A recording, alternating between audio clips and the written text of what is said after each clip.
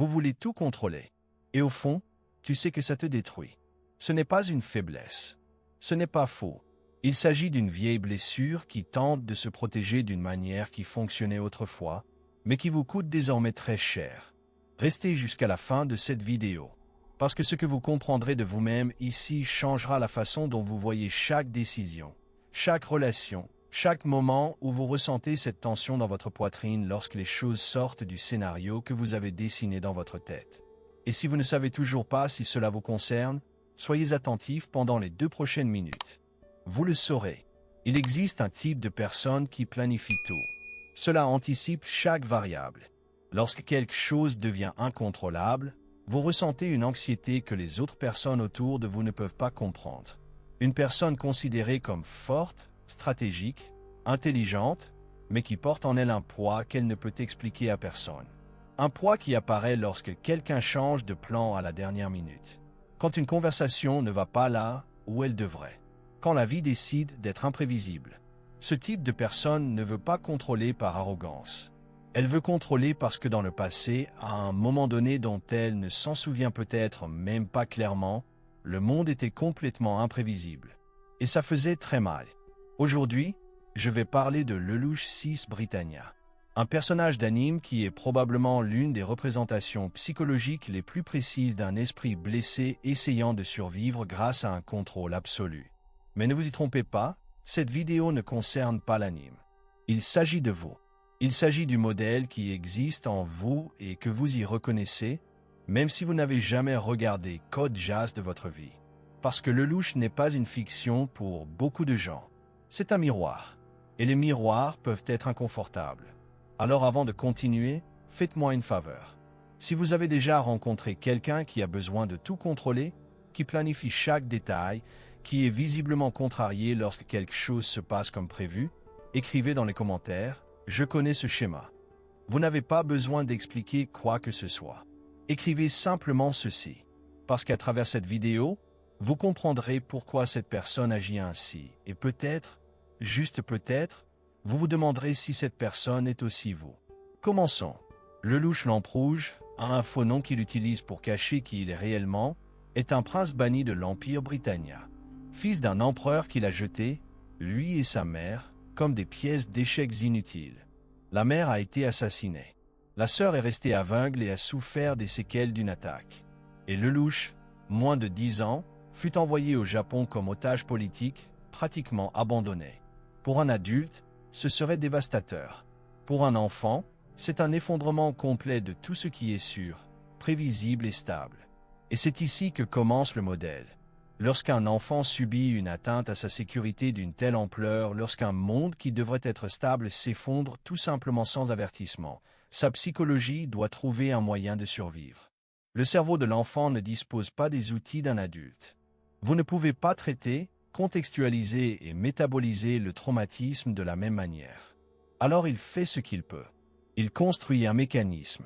Pour Lelouch, le mécanisme était le suivant. Si je ne peux pas faire confiance au monde, j'ai besoin de comprendre le monde entier. Si je ne peux pas faire confiance aux gens, je dois être capable de prédire ce que chacun fera. Si le hasard m'a détruit une fois, je dois l'éliminer. Contrôle total. Pas comme préférence, comme un besoin de survie. Et maintenant, j'ai besoin que tu fasses une pause mentale pendant une seconde. Car ce mécanisme, cette logique du « si je contrôle tout, plus rien ne pourra me faire de mal » n'est pas exclusif aux personnages d'anime. Il s'agit de l'un des schémas les plus courants chez les personnes ayant subi un type de perturbation émotionnelle importante au cours de leur enfance ou de leur adolescence. Il ne s'agit peut-être pas d'un abandon politique. Ce n'était peut-être pas le meurtre de la mère. Il s'agit peut-être de quelque chose qui, vu de l'extérieur, semble mineur. Un père qui n'était jamais là, une famille qui vivait dans une instabilité financière constante, un rejet venu de là où on s'y attendait le moins. L'ampleur du traumatisme n'a pas autant d'importance que l'impact qu'il a eu sur la construction de votre sentiment de sécurité dans le monde. Et lorsque ce sentiment de sécurité est brisé très tôt, l'esprit apprend, le monde n'est pas sûr. Le monde est imprévisible. Et l'imprévisible est dangereux. La solution que trouve l'esprit? Contrôle. Mais voici ce que peu de gens réalisent, et c'est le premier aperçu de cette vidéo dont je veux que vous vous souveniez. Le contrôle n'est pas la force. Le contrôle est une protection déguisée en force. Il y a une énorme différence entre une personne qui planifie parce qu'elle est de nature stratégique et une personne qui planifie parce qu'elle ne peut pas tolérer le sentiment de vulnérabilité qui accompagne l'imprévisible. Le premier planifie et est capable de s'adapter lorsque le plan change. Le deuxième plan est lorsque le plan change, elle ressent quelque chose proche de la panique, même si extérieurement elle semble simplement irritée ou frustrée. Pouvez-vous remarquer la différence? Le louche planifie chaque bataille avec une précision chirurgicale. Il utilise Jas, un pouvoir qui lui permet de donner des ordres absolus auxquels chacun obéit sans poser de questions, comme une extension directe de ce besoin. Jas est littéralement la matérialisation du désir de contrôler le comportement des autres. Ne soyez plus jamais surpris par quelqu'un agissant de manière inattendue. Ne plus jamais être abandonné, trahi, rejeté sans pouvoir rien faire. Et quand les choses deviennent incontrôlables, quand quelqu'un agit différemment de ce qu'il avait calculé, quand une pièce sur l'échiquier bouge mal, la réaction de Lelouch n'est pas celle de quelqu'un simplement frustré. C'est la réaction de quelqu'un qui sent, au plus profond, que le sol disparaît sous ses pieds. Cela vous semble-t-il familier? Vous n'avez pas besoin de répondre à haute voix maintenant. Mais gardez cette question. Maintenant, avant de continuer, dites-le moi dans les commentaires. Connaissez-vous quelqu'un comme ça? Ou avez-vous déjà ressenti cela vous-même? Ce sentiment que lorsque quelque chose se déroule comme prévu, ce n'est pas seulement gênant. Est-ce presque insupportable? Écrivez ci-dessous ce que vous avez ressenti. Pas parce que je collectionne des histoires, mais parce que nommer ce que l'on ressent a un réel effet psychologique. Et tout au long de cette vidéo, vous comprendrez pourquoi. Allons plus loin maintenant. La psychologie a un concept qui décrit avec précision ce que développe Lelouch. C'est ce qu'on appelle le lieu de contrôle externe inversé. En termes plus accessibles, la conviction que si je ne contrôle pas activement les variables qui m'entourent, quelque chose de mauvais se produira inévitablement. Ce n'est pas seulement une question d'inquiétude. C'est une conviction profonde que le monde n'est en sécurité que lorsque je suis aux commandes.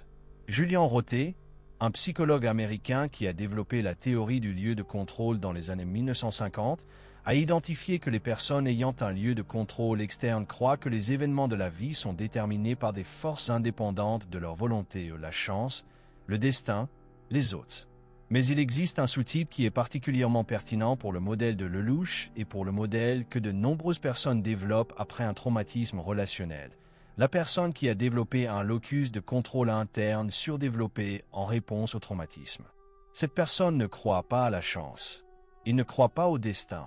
Elle croit de manière presque obsessionnelle qu'elle doit être l'agent de tout. Que si quelque chose ne va pas, c'est parce qu'elle n'a pas assez planifié, pas assez anticipé, pas assez contrôlé. C'est une position qui ressemble à du pouvoir. Mais c'est en réalité une position d'épuisement. Pensez avec moi. Imaginez vivre en croyant que vous devez prédire et contrôler chaque variable afin que votre vie ne s'effondre pas. Que tout ce qui échappe à votre contrôle constitue une menace potentielle.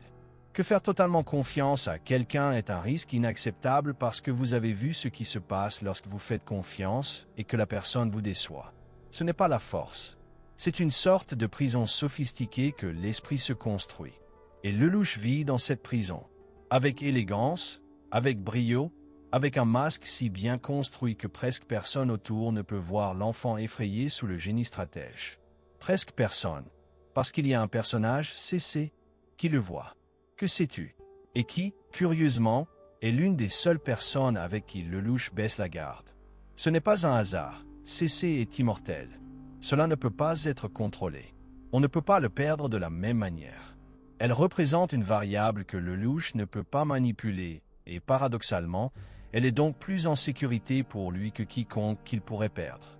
Cela en dit long sur la manière dont fonctionne la psychologie du contrôle dans les relations. Les personnes présentant ce schéma trouvent souvent plus facile de se rapprocher de quelqu'un qui semble impossible à perdre, soit parce que la personne est émotionnellement distante, soit parce qu'il existe une dépendance mutuelle qui crée une structure prévisible, soit parce que la relation a une dynamique que la personne peut, d'une manière ou d'une autre, surveiller et calculer. Des relations spontanées, libres, imprévisibles, c'est effrayant, parce que ceux-ci peuvent se briser sans avertissement. Et nous arrivons ici à quelque chose que j'ai besoin que vous compreniez, et c'est à ce moment-là que beaucoup de gens cessent de se reconnaître parce que c'est trop inconfortable. Le besoin de contrôle dans les relations n'apparaît pas toujours comme une possessivité évidente. Cela apparaît comme un soin excessif. C'est comme vouloir savoir où se trouve la personne. Comment tout planifier pour le couple ou le groupe? Comment être la personne qui répare tout? Comment ne pas pouvoir déléguer? C'est comme ressentir un inconfort aigu lorsqu'un plan change à la dernière minute. C'est comme avoir besoin que la conversation aboutisse à un certain endroit. Et quand ce n'est pas le cas, se sentir anxieux d'une manière difficile à expliquer. Vous êtes-vous déjà vu dans cette description dans n'importe quelle version? Dites-le moi dans les commentaires. Aucun jugement. Cet espace ici est destiné à la compréhension, pas à la critique. Car ce que la psychologie nous dit, c'est qu'aucun de ces comportements n'est né de nulle part. Ils sont nés d'un besoin légitime de protection. Et comprendre d'où est venu le besoin est la première étape pour cesser d'en être l'otage. Mais restons à Lelouch parce que son histoire devient de plus en plus intéressante et plus douloureuse à mesure qu'elle avance. Lelouch crée un alter ego. 0. Un masque. Littéralement. En psychologie, il existe un concept appelé faux soi, développé par Donald Winnicott, l'un des grands psychanalystes britanniques du XXe siècle. Le faux soi est une structure qu'une personne construit pour interagir avec le monde alors que le vrai soi était, à un moment donné, considéré comme dangereux à exposer. Quand être soi-même, avec ses vulnérabilités, ses émotions, ses besoins, vous coûte très cher. Winnicott a décrit cela à propos des bébés et des jeunes enfants. Lorsque l'environnement ne répond pas suffisamment aux besoins réels de l'enfant, il apprend à présenter une version de lui-même que l'environnement accepte. Une version qui fonctionne. Cela survit. Ce qui est approuvé. Lelouch ne pouvait pas être le prince abandonné. Ce ne pouvait pas être le garçon qui a vu sa mère mourir et qui s'est retrouvé avec sa sœur sur ses épaules. Je ne pouvais pas être vulnérable. Il a donc construit 0 un personnage au pouvoir absolu, au contrôle absolu, à la vision absolue. Et voici quelque chose qui doit être dit. La plupart des personnes qui développent ce modèle n'ont pas de masque aussi littéral que celui de Lelouch.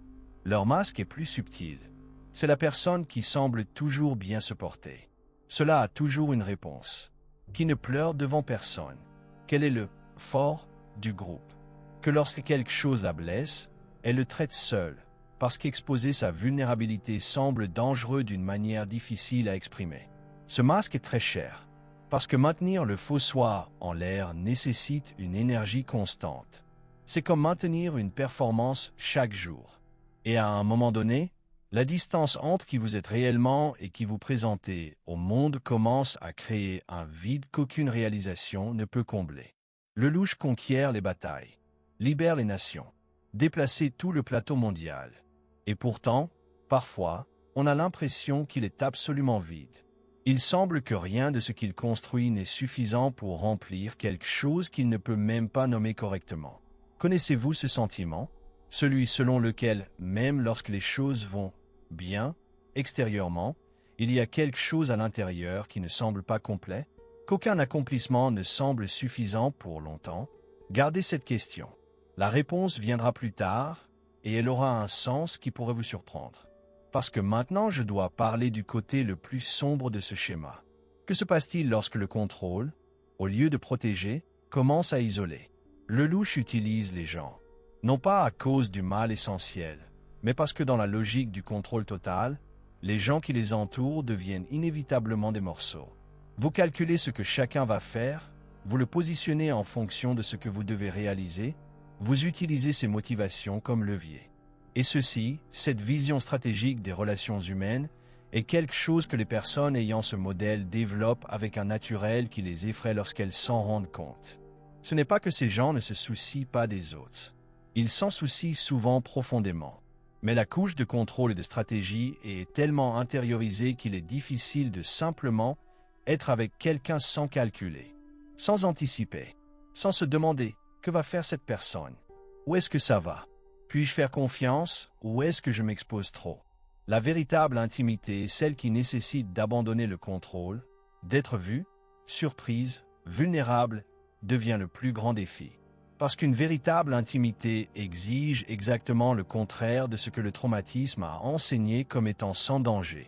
En 1969, John Bowlby, psychiatre britannique et fondateur de la théorie de l'attachement, a décrit ce qu'il appelle l'attachement anxieux-évitant comme l'un des styles d'attachement qui se développe lorsque la personne qui dispense des soins n'est pas suffisamment prévisible.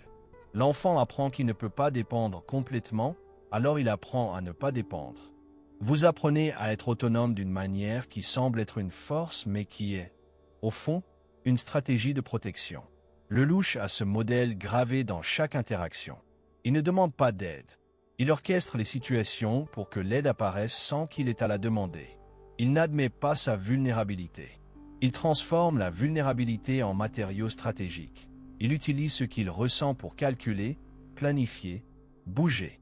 Et cette capacité à transformer l'émotion en stratégie est, à la fois, ce qui fait de lui le génie et ce qui l'empêche de vraiment vivre.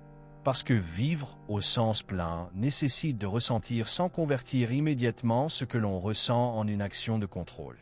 Ici, je veux que vous fassiez une pause honnête. Lorsque vous ressentez quelque chose de difficile, peur, tristesse, colère, anxiété, votre réponse immédiate est-elle de ressentir ou d'agir? Laissez-vous de la place à l'émotion pour exister, ou passez-vous immédiatement en mode résolution, en mode planification, en mode « qu'est-ce que je fais avec ça ?» Il n'y a pas de mauvaise réponse. Mais la réponse en dit long sur la façon dont votre mère, la personne, a appris à gérer ce qu'elle ressent. Et maintenant, avant d'aborder ce que je considère comme la partie la plus importante de cette vidéo, la partie sur ce qui se cache derrière tout cela et comment vous pouvez commencer à changer votre relation avec ce modèle, j'ai besoin que vous fassiez une chose.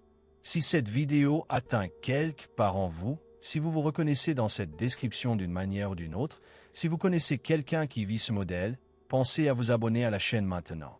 Pas parce que s'inscrire change quelque chose comme par magie, mais parce que ce que vous trouverez ici est la suite de cette conversation. Il existe d'autres miroirs, d'autres schémas, d'autres compréhensions qui peuvent continuer à vous aider à comprendre ce qui se passe en vous. Et comme cette vidéo, pas pour moi, mais parce qu'elle indique à l'algorithme que ce type de contenu doit atteindre plus de personnes qui sont exactement là où vous vous trouvez actuellement. Cela fait, continuons, parce que maintenant nous arrivons au cœur de tout cela. Que se cache-t-il derrière le besoin de contrôle? La réponse courte est la peur. Mais la peur spécifique qui alimente ce schéma n'est pas la peur générique que les choses tournent mal. C'est une peur bien plus primaire, bien plus personnelle. C'est la peur que si vous lâchez le contrôle, si vous baissez votre garde, si vous avez entièrement confiance, cela se reproduira. Ce qui s'est passé avant. Cette douleur qui était trop grande. Cette rupture qui a changé quelque chose de fondamental dans votre façon de voir le monde. Et le cerveau, qui est extraordinairement doué pour apprendre des schémas pour survivre, a décidé, plus jamais ça. Je ferai en sorte de ne plus jamais le faire. Le problème est que le cerveau ne sait pas faire la distinction entre la situation initiale qui était réellement dangereuse et les nouvelles situations qui activent le même registre émotionnel. Il applique donc le même protocole de sécurité, contrôle maximum, faible vulnérabilité, anticipation des menaces dans des contextes qui en réalité n'offrent pas le même risque. Le partenaire arrivé en retard déclenche la même alarme que le père disparu depuis des semaines. L'ami qui a changé ses plans à la dernière minute active la même alarme d'abandon venu de là où on l'attendait le moins. La situation professionnelle qui a dépassé les attentes déclenche la même alarme d'instabilité qui semblait autrefois sur le point de tout engloutir. L'amygdale, la structure cérébrale responsable du traitement des émotions et de la réponse aux menaces, n'a aucune notion du temps. Elle ne sait pas que tu as 30 ans maintenant, que tu n'es plus cet enfant ou cet adolescent. Il enregistre le schéma émotionnel et déclenche la réponse dont il a appris qu'elle était nécessaire pour survivre. Cela porte un nom en neurosciences, la reconsolidation de la mémoire émotionnelle. Fondamentalement, chaque fois qu'une situation présente déclenche un souvenir émotionnel du passé, le cerveau revit l'état émotionnel associé à ce souvenir comme s'il était actuel. Comme si le danger était réel, désormais. Et la réponse au danger, contrôle, hypervigilance, analyse constante de l'environnement, prend tout son sens lorsque le danger est réel. Le problème est que cette réponse s'exécute en mode automatique dans des situations réellement sûres. Revenons à Lelouch, Il y a un moment dans Code Geass, et ici je ferai attention de ne pas trop spoiler pour ceux qui ne l'ont pas regardé, où il doit faire un choix entre garder un contrôle absolu sur la situation et laisser la place à quelque chose qui se passe sans son interférence. Et il ne peut pas. Vous ne pouvez pas lâcher prise. Intervenir. Et cette intervention, paradoxalement, provoque exactement le genre de perturbation qu'il essayait d'éviter. C'est là le paradoxe central du contrôle comme mécanisme de défense. Il n'empêche pas la douleur. Il le reporte et l'amplifie souvent. Parce que lorsque vous vivez dans un état constant d'hypercontrôle, vous ne vivez pas vraiment. Vous gérez. Et gérer n'est pas la même chose que vivre. Gérer est une manière sophistiquée de ne pas être présent, d'être toujours sur le prochain mouvement, le prochain plan, la prochaine variable à considérer, au lieu d'être ici, maintenant, dans cette conversation, à ce moment, dans cette relation. Et voici quelque chose que je veux que vous ressentiez vraiment, et pas seulement que vous compreniez intellectuellement. Chaque fois que vous contrôlez trop de choses, vous ne vous protégez pas de l'avenir. Vous vous déconnectez du présent. Laissons cela régler. Parce que c'est l'une des idées les plus importantes que la psychologie moderne, en particulier les approches basées sur la pleine conscience et les thérapies de troisième vague telles que l'ACT et la thérapie d'acceptation et d'engagement développée par Stephen a à offrir. Le contrôle compulsif est une forme d'évitement expérientiel. C'est une façon de ne pas être en contact avec ce que l'on ressent en ce moment. Et ironiquement, plus vous évitez ce que vous ressentez, plus ce sentiment a de pouvoir sur vous. Faisons un rapide exercice mental. Pensez à une situation récente dans laquelle quelque chose est allé au-delà de ce que vous aviez prévu ou attendu. Cela pourrait être quelque chose de petit. Une conversation qui ne s'est pas déroulée comme vous l'aviez prévu. Un plan qui a changé. Une réponse qui ne le fait pas, il est venu dans le ton que vous attendiez. Qu'avez-vous ressenti dans votre corps lorsque cela s'est produit? Où as-tu ressenti? La plupart des personnes présentant ce schéma décriront quelque chose sur leur poitrine ou leur ventre. Une contraction, une tension, quelque chose qui monte rapidement et que l'esprit essaie immédiatement de résoudre avant que la sensation ne devienne trop intense. Cette tension, cette réponse physique immédiate, déclenche le système d'alarme. Et le contrôle est la réponse comportementale que votre esprit a appris à déclencher ensuite pour essayer de désactiver l'alarme. Ce que la psychologie suggère comme alternative, ce n'est pas de tout laisser de côté et de se détendre, ce qui serait une simplification inutile. Ce qu'elle suggère, c'est de développer une capacité appelée tolérance à l'inconfort. La tolérance à l'inconfort est différente de la résignation. Il ne s'agit pas d'accepter passivement que les choses soient telles qu'elles sont. Il s'agit de développer la capacité de ressentir l'alarme sans se précipiter immédiatement pour l'éteindre. C'est reconnaître, cela me dérange. Mon esprit veut que je règle ce problème maintenant. Mais dois-je vraiment agir maintenant, ou puis-je laisser cet inconfort exister un instant sans qu'il me détruise? Cette capacité n'est pas naturelle pour quiconque a grandi dans un environnement imprévisible. Il faut le développer, délibérément, avec patience, et dans la plupart des cas avec une certaine forme de soutien. Mais avant de parler du support, il me faut finir de dresser le portrait de Lelouch. Parce qu'il y a une dimension du personnage que nous n'avons pas encore abordée et c'est peut-être la plus révélatrice de toutes. Lelouch porte la culpabilité. Une vieille culpabilité monumentale qu'il transforme en carburant pour tout ce qu'il fait. La mort de la mère. L'état de ma sœur. Les erreurs que vous faites en cours de route. Les personnes qui l'utilisent qui finissent par être blessées dans le processus. Cette culpabilité, en psychologie, porte un nom spécifique lorsqu'elle apparaît selon ce schéma. Culpabilité du survivant ou culpabilité du premier soignant. De nombreux enfants qui ont vécu un traumatisme familial, en particulier ceux qui, comme Lelouch, ont dû assumer des responsabilités émotionnelles ou pratiques dès leur plus jeune âge, développent la conviction profonde qu'ils sont responsables de ce qui s'est passé, qu'ils auraient dû faire différemment, que s'ils avaient été plus, meilleurs, plus prudents, plus intelligents, peut-être que le monde ne se serait pas effondré. C'est une croyance qui n'est pas logique, mais c'est profondément émouvant. Et cette culpabilité alimente le contrôle d'une manière particulière. Si je suis responsable de ce qui s'est passé avant, alors je dois être responsable de tout ce qui se passe maintenant. Chaque échec est la confirmation que je n'en ai pas fait assez. Chaque erreur est la preuve que je devais contrôler davantage. Vous êtes-vous déjà retrouvé dans un cycle comme celui-ci? Lorsque quelque chose ne va pas, votre première question n'est pas « Que s'est-il passé ?», mais « Qu'est-ce que j'ai fait de mal ?» Ou la responsabilité vous incombe toujours, par défaut. Ce n'est pas de la conscience. Il s'agit d'un modèle de culpabilité hypertrophié qui a été utile dans un contexte et qui est maintenant appliqué sans discernement. Et le problème de porter tout ce poids, c'est qu'il est inépuisable. Vous ne contrôlez jamais suffisamment pour que la culpabilité disparaisse. Parce que la culpabilité ne répond pas à la réalité présente, elle répond à une vieille blessure qui n'a jamais été vraiment soignée. Le louche ne cesse jamais de soigner la blessure. Il en fait une mission. En question. En mouvement. Sœur Nunali, qu'il aime profondément, devient à la fois la raison pour laquelle il fait tout et le symbole de la culpabilité qu'il porte. Il se bat pour son monde alors qu'en même temps il ne peut pas simplement s'asseoir à côté d'elle et laisser le poids retomber. Parce que perdre du poids signifierait ressentir le poids. Et ressentir le poids semble plus dangereux que continuer à le porter. L'avez-vous déjà fait? Avez-vous continué à courir au travail, dans les projets, à prendre soin de tout le monde autour de vous pour ne pas avoir à vous arrêter et ressentir ce qu'il y a en dessous de tout cela? Écrivez dans les commentaires si vous vous reconnaissez là-dedans.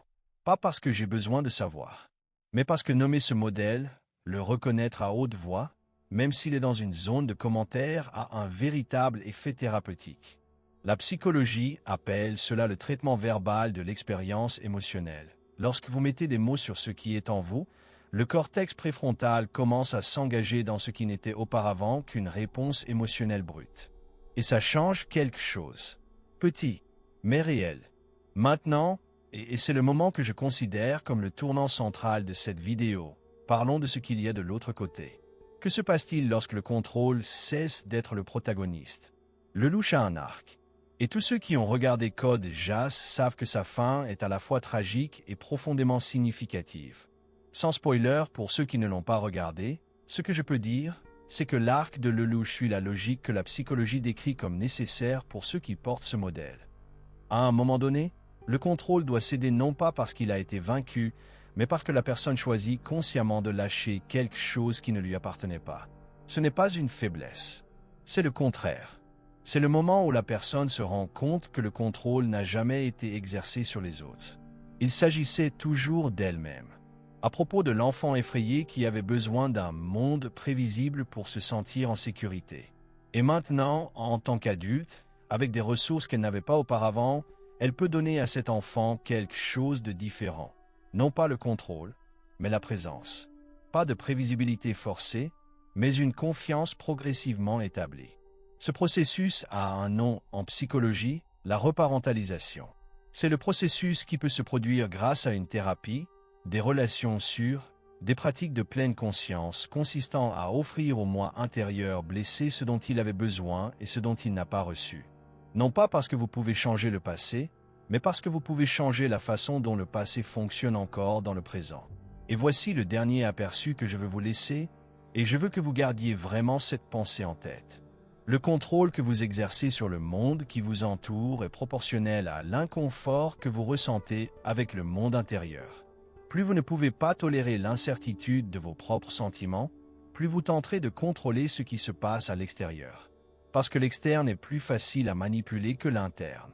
Le monde peut être planifié. Une émotion ne le peut pas. Mais les émotions évitées ne disparaissent pas. Ils s'accumulent. Et à un moment donné, d'une manière qu'une personne ne choisirait pas habituellement, ils apparaissent. Dans l'anxiété sans raison apparente. En irritabilité disproportionnée. Dans des crises à des moments où tout semblait sous contrôle. La psychologie du contrôle nous dit ceci. La seule façon d'abandonner véritablement le contrôle externe est de développer une relation plus tolérante avec le monde interne. Ne pas résoudre toutes les émotions. Ne pas tout comprendre. Mais développer la capacité de dire « je ressens cela ». Je ne sais pas exactement ce que c'est. Et je n'ai pas besoin d'en faire quoi que ce soit pour le moment. Je peux simplement laisser faire. Cela semble petit. Mais pour un esprit entraîné au contrôle, c'est révolutionnaire. Et comment commencer? Premièrement, reconnaître le modèle.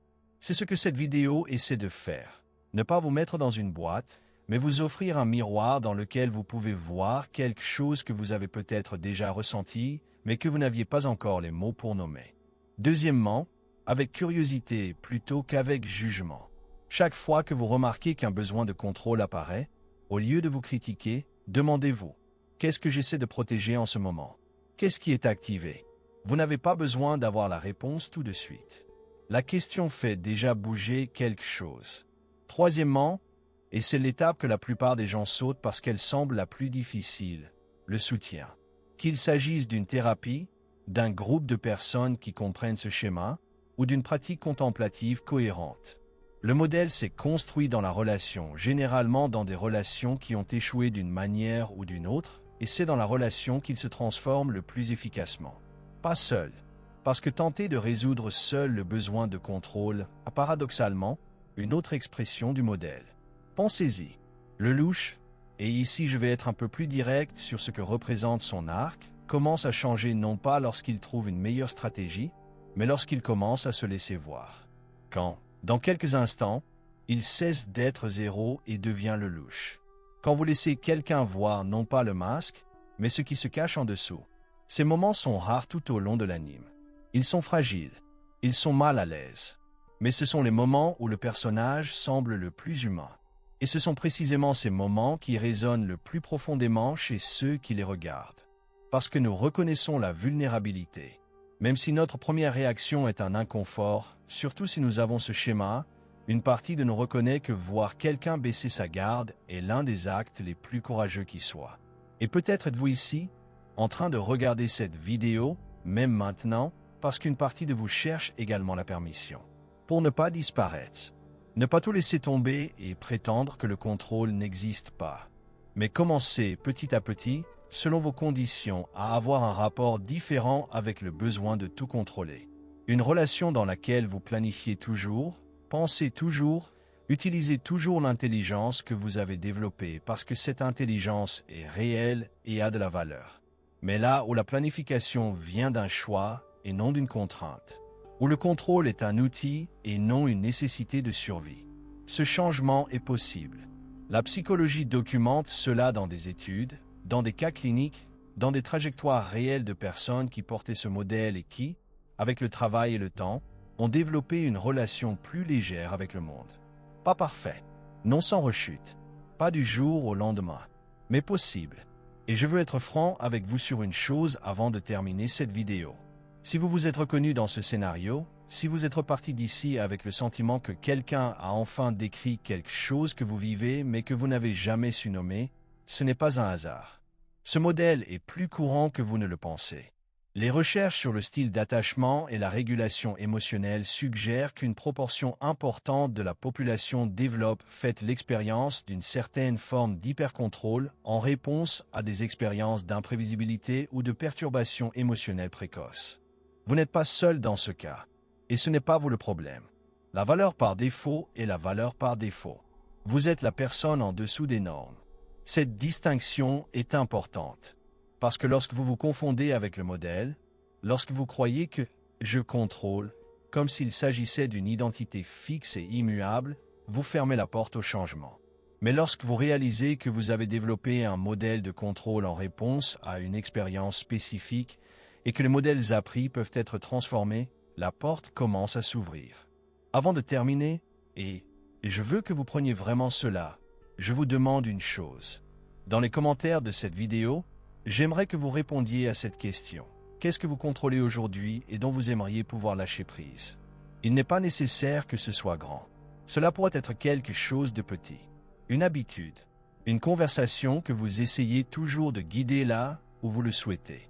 Une situation où vous ne pouvez pas laisser couler les choses. Écrivez dans les commentaires.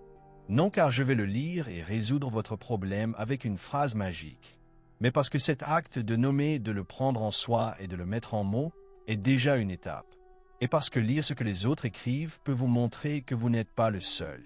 Et si quelqu'un que vous connaissez a besoin d'entendre ce qui a été dit dans cette vidéo, qu'il existe une explication psychologique à ce schéma, qu'il ne s'agit pas d'une faiblesse, qu'il existe un chemin, partagez-le avec lui. Aucune pression. Mettez-le simplement devant elle. Le bon moment de chacun est le sien. Pour tous ceux qui sont arrivés jusqu'ici, merci. En vérité, tu n'es pas resté jusqu'à la fin de cette vidéo parce que tu es masochiste. Il est resté parce qu'il a du courage. Courage de regarder ce qui est inconfortable. S'asseoir avec une question difficile. Laissez un miroir vous montrer quelque chose que vous auriez pu éviter de voir. C'est déjà différent. C'est déjà le début de quelque chose. Le louche portait le poids du monde sur ses épaules et pensait que c'était le seul moyen. La question qui reste est la suivante. Quel poids portez-vous qui n'a peut-être plus besoin d'être le vôtre? Pensez-y. Et rendez-vous dans la prochaine vidéo.